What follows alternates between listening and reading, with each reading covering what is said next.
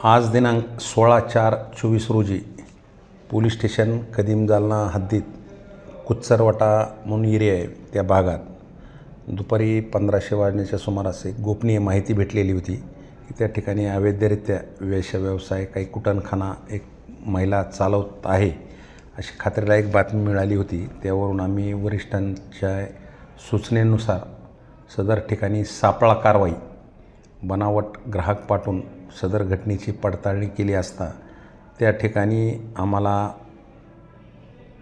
जे ठिकाण आहे त्या ठिकाणी एक जी महिला आहे जी कुटणखाना चालवते ती बाई स्वतःच्या घरामध्ये एक 3 महिला पीडित महिला 3 आणि 3 पुरुष असे आम्हाला घरात मिळून आलेले आहेत।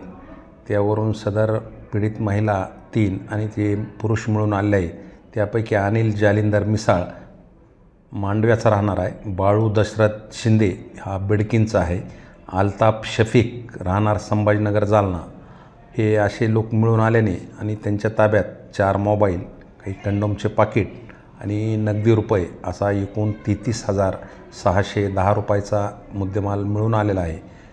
त्यानुसार सदर कारवाई आम्ही गुन्हा दाखल करून पोलीस स्टेशन कदीम जालना यांच्या ताब्यात आम्ही हे देत आहोत। कारवाई सध्या चालू आहे। सदर कारवाई स्थानिक गुन्हे शाखेचे पथकाने केलेली असून त्यामध्ये PSI वाघ, API उबाळे आणि इतर स्टाफचे लोक वरिष्ठांच्या मार्गदर्शनाखाली केलेली आहे।